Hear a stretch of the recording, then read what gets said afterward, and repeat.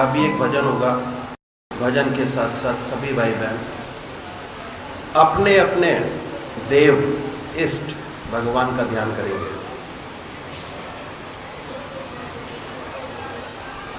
ध्यान कैसे करें?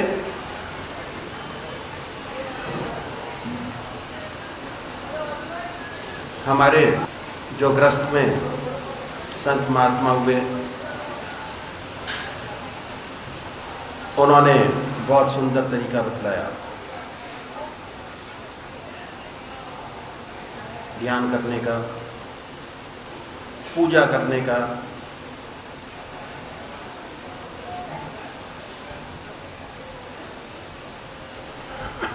कैसे अपने जीवन में अपने परमात्मा को ढालें। बहुत सुंदर तरीका। शुरू करते हैं। आधा घंटा सुबह पूजा, आधा घंटा सायंकाल पूजा में ध्यान ऐड किया, बढ़ाया।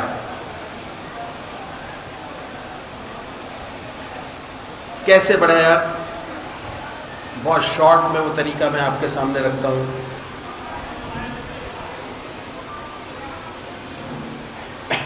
जो तरीका मैं बताऊँ उस तरीके से ध्यान कीजिए, या अपना आपका कोई तरीका है उसको अपनाइए।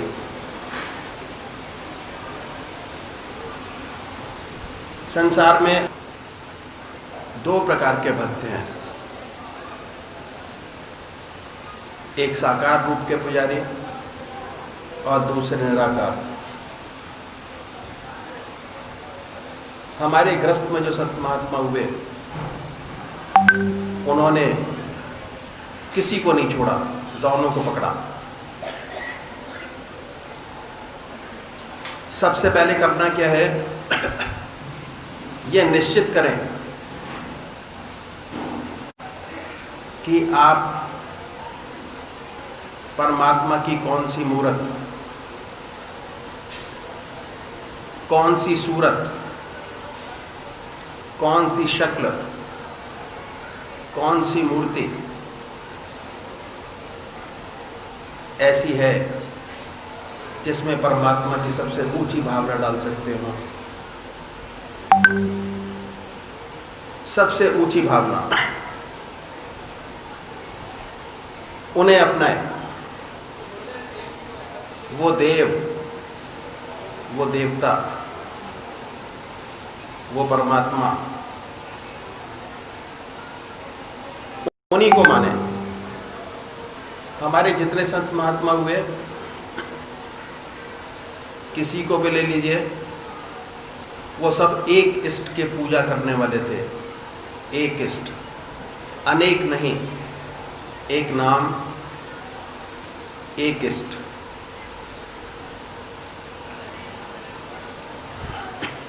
तो आप भी चुने। बड़े प्यार से बैठे अपने पूजा के स्थान पर और यह निश्चित करें, अपनी आत्मा से प्रश्न करें कि वो देव की कौन सी मूरत है जिसमें परमात्मा की सबसे ऊंची भावना डाल सकते हैं। उन्हीं को माने, उसको बदले नहीं। ऐसा नहीं कि आज आप राम की पूजा करें, कल कृष्ण की, परसों माँ की। नहीं बनेगा। पूजा होगी पर ध्यान नहीं बनेगा। पूजा का जो मकसद है, पूजा का जो अल्टीमेट गोल है, वो है चित्त की एकाग्रता प्राप्त करना, कंसंट्रेशन ऑफ माइंड। और जब तक वो प्राप्त नहीं होता, तब तक पूजा आपकी अधूरी है। भगवान श्री कृष्ण ने कि गीता में 4 विशेष बात का ध्यान दिया आध्यात्मिक दृष्टि से। पहला आहार की शुद्धि, दूसरा विहार की शुद्धि, तीसरा अभ्यास, चौथा वैराग। अभ्यास पर बड़ा भारी जोर दिया। जो कुछ आज तक हम करते चले आए हैं, अभ्यास के माध्यम से पूरा करते चले आए हैं, इसमें भी अगर आपको साधना करनी है, ये चीज़ आपको अपनी बनानी है, इसके लिए 2 चीज़ बहुत ज़रूरी हैं। एक तो एक इष्ट की पूजा और उसका ध्यान, और दूसरा सत्संग अटेंड करना। सत्संग बहुत बड़ी चीज़ है। सत्संग अटेंड करना, वहाँ पर आपको जाके एक माहौल मिलता है जिसमें आप बहुत आसानी से अपनी साधना आराधना कर सकते हैं। तो ये निश्चित कर लिया। मैं एक एग्जाम्पल देता हूँ अक्सर शिव भगवान के। जो शिव जी को मानने वाले हैं वो कैसे ध्यान करेंगे, बड़े प्यार से, ख्याल की जबान से, ख्याल से उस पवित्र मूर्त को अपने सामने बनाएं, ये समझकर कि वो सह शरीर हमारे सामने विद्यमान है। देखिए, जितनी ऊंची भावना आपकी होगी उतनी जल्दी आपका ध्यान लगेगा, उतनी जल्दी आपका मन लगेगा। तो उस शक्ल को अपने सामने बनाएं। बड़ी बड़ी आंखें हैं, आंख मीचिए, बड़े प्यार से बनाएं। बड़ी बड़ी आंखें हैं, गोल चेहरा है, जटाएं हैं, सर्पों की माला है, मृगशाला पर बैठे हैं। अपने अपने देव का, अपने अपने इष्ट का वर्णन करते चले जाइए, जो आपको सबसे ज़्यादा अच्छा लगता है, और उनकी मूर्त अपने सामने बना ले। दिल की हर धड़कन से जो आपका प्रिय नाम है अपने इष्ट का, उसको उच्चारित होते सुने कि हमारे हृदय से हमारे इष्ट का नाम निकल रहा है और पूरे शरीर में फैल रहा है। बनाइए। दूसरे वो भाई हैं जो निराकार रूप हैं, ओम, अल्लाह, वाहेगुरु, जीसस क्राइस्ट। वो उस नाम को चुने जो नाम आपको सबसे ज़्यादा सुंदर और अच्छा लगता है। अपने हृदय से, अपने दिल से अपने आप निकलता है, उसको चुने और दिल की हर धड़कन पर उस नाम को उच्चारित होते सुने जिसको आपने सबसे प्रिय माना है। पर शर्त एक है, जब तक आप ध्यान करेंगे तब तक कोई सांसारिक विचार और ख्याल नहीं आना चाहिए। जैसे ही वो विचार आपके सामने आए, उन विचारों को हटा दीजिए, फिर अपने इष्ट के ध्यान में लगे, फिर हटाइए, फिर अपने इष्ट के ध्यान में लगे। फिर कोई तीसरा विचार आएगा, उनको फिर हटाएं, फिर अपने इष्ट के विचार में लगे। बराबर निरंतर अभ्यास करने से एक दिन ऐसा आएगा, यकीन मानिए, अगर आज पूजा करते हुए आपके मन के अंदर 20 मिनट में 50 विचार आते हैं, तो अगर इस तरीके से पूजा करेंगे, ध्यान करेंगे, तो धीरे धीरे विचारों में कमी होती चली जाएगी और एक दिन ऐसा आएगा कि आपका इष्ट आपके सामने होगा, आपके हृदय में आपके इष्ट का मंत्र गूंज रहा होगा और आप ध्यान अवस्थित होंगे। तो अभी एक भजन होगा और भजन के साथ साथ सभी भाई बहन अपने अपने इष्ट का ध्यान करेंगे। जो तरीका मैंने बताया इस तरीके से करें, या जो आपका अपना तरीका है उस तरीके से। श्री द्विवेदी जी जो लखनऊ से बता रहे हैं भजन कहेंगे।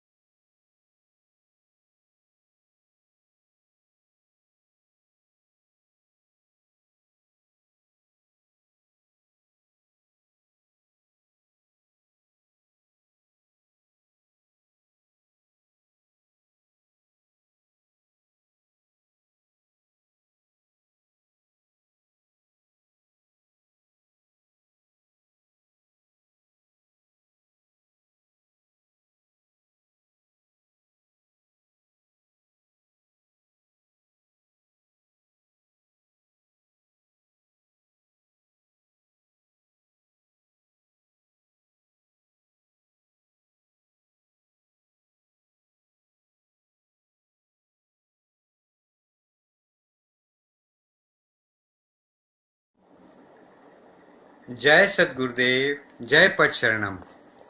श्री ब्रिजमोहन वचनामृत भाग 1, सिद्धि व करामात। साधु चरित शुभ सरिस कपासु, निरस बिसद गुणमय फल जासु।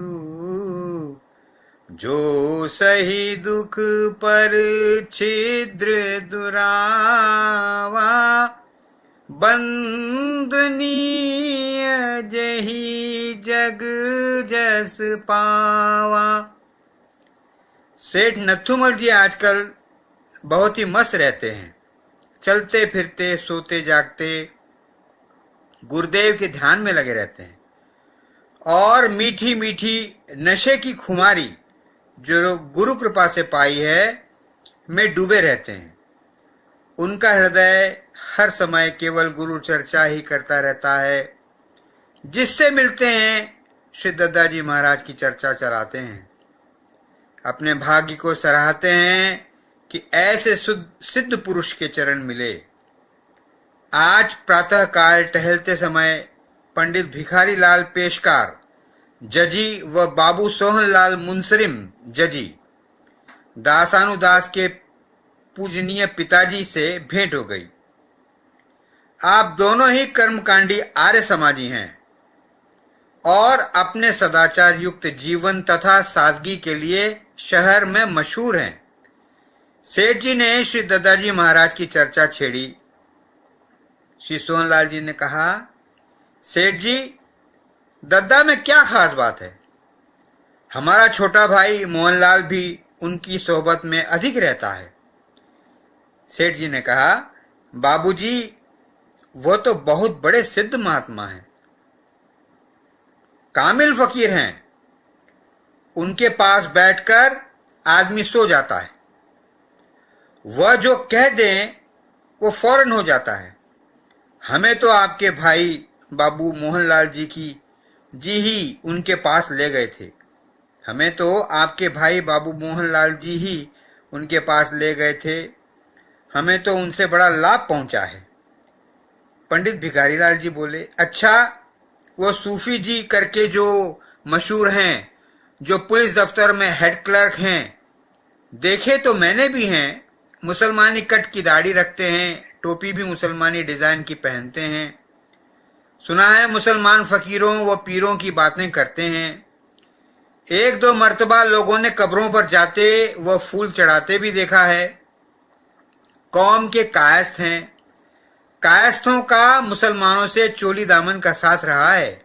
सेठ जी, आप लाला लोग होकर किस चक्कर में फंस गए? न घर के रहोगे न घाट के। सेठ जी ने कहा, पंडित जी, आप क्या कह रहे हैं? वो तो बहुत सिद्ध महात्मा हैं, कामिल फकीर हैं। उनके पास बैठते ही आदमी सुन्न हो जाता है, सारी सुध बुध भूल जाता है। बाबू सोहनलाल जी बोले, पास बैठकर सुन्न हो जाना या सुध बुध भूल जाना कोई बड़ी बात तो है नहीं। गली कूचों में मैस्मरिज्म दिखाने वाले तो आदमी को बेहोश करके दूसरे खड़े अनजान लोगों के नाम, उनकी अंगूठी का रंग और क्या क्या नहीं कहलवा देते। अगर यही सिद्धि है तो मैस्मरिज्म करने वाले अधिक सिद्ध पुरुष हैं। और कोई खास बात सिद्धि की बतलाएं तो माने। सेठ जी ने कहा, बाबूजी, मैं कैसे मान लूं? दादाजी के क्या कहने हैं, वो तो योगी हैं, योगी। मेरे ही 7,000 के करीब रुपए इनकम टैक्स के मामले में फंसे थे तो बहुत दिनों से परेशान था। उन्होंने फरमाया हफ्ते में मिल जाएंगे। सो 6वें दिन ही वाउचर्स आ गए और ठीक 7वें रोज 6,800 रुपए खजाने से वसूल हो गए। सिद्ध हैं तभी तो ऐसा हो गया। पंडित भिखारीलाल जी ठटा मारकर हंसते हुए, वाह सेठ जी, आपने भी कमाल कर दिया। ऐसी बातें कभी कभी तो पड़ोकियों की भी सच्ची हो जाती हैं, जो शनिवार को तेल मांगने आते हैं। ऐसा इत्तेफाक हो गया कि आपके रुपए मिल गए। इन लोगों की भी तरकीब बहुत अच्छी है। अगर काम हो गया तो उनकी सिद्धि के कारण, और न हुआ तो मालिक की मर्जी। सेठ जी, ये तो बताइए कि हिंदुओं के 33 करोड़ देवता छोड़कर कब्रों को पूजते फिरे और उन पर फूल चढ़ाते फिरे, ये कौन सी सिद्धि की बात है? आप किस चक्कर में फंस गए? इन झगड़ों को छोड़ो और अपने बाल बच्चों का पालन पोषण करो।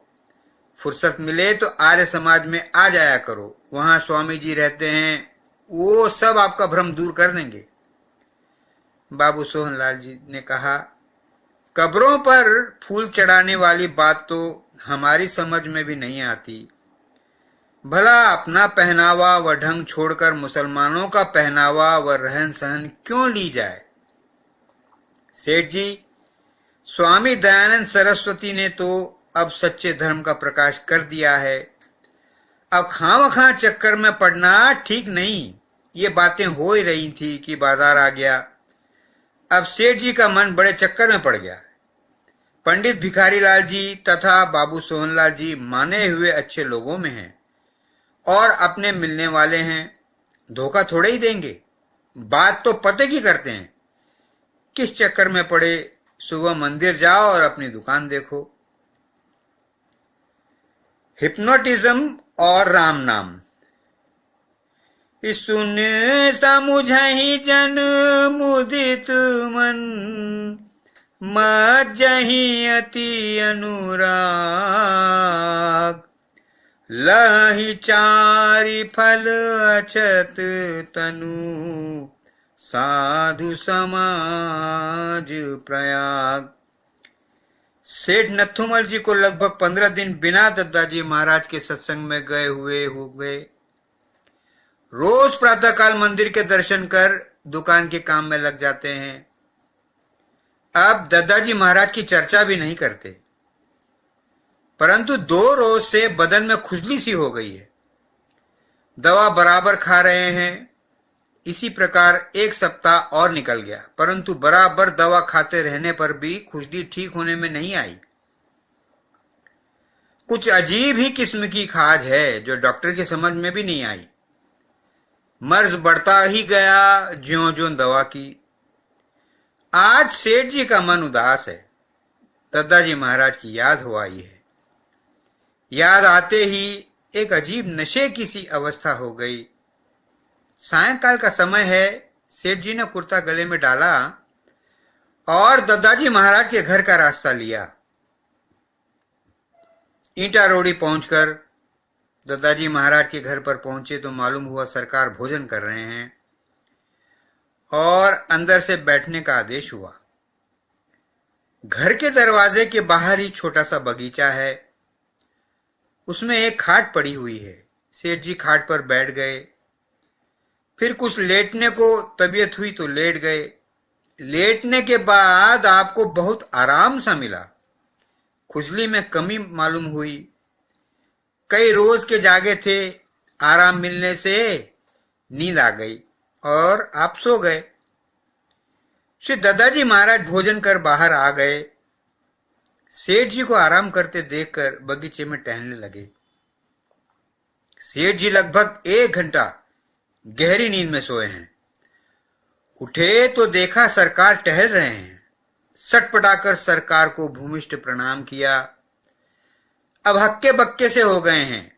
बदन खुजला रहे हैं परंतु खाज मालूम ही नहीं होती। अब फौरन ही बाह खुजलाई, फिर टांग खुजलाई, परंतु खाज का नाम निशान नहीं। अब गहरी सांस ली, मानो सारा भेद अंदर ही अंदर समझ गए हैं। अब बड़ी ही दीनता से हाथ बांधे सरकार के सामने खड़े हैं और निवेदन कर रहे हैं, सरकार बड़ी भूल हो गई, मैं चक्कर में पड़ गया। आप तो अंतर्यामी हैं, सब अंदर खाने की जानते हैं। बस गुलाम को माफ कर दें, अब गलती नहीं होगी। श्री दद्दाजी महाराज सेठ जी को कुर्सी पर बिठाते हुए तथा आप चारपाई पर बैठते हुए फरमाते हैं, सेठ जी, ये तो दुनिया है। कोई कुछ कहता है और कोई कुछ। हमें किसी के कहने में नहीं आना चाहिए। हमने आपको कोई बुरी बात तो बताई नहीं, केवल यही तो बताया कि राम नाम लिया करो।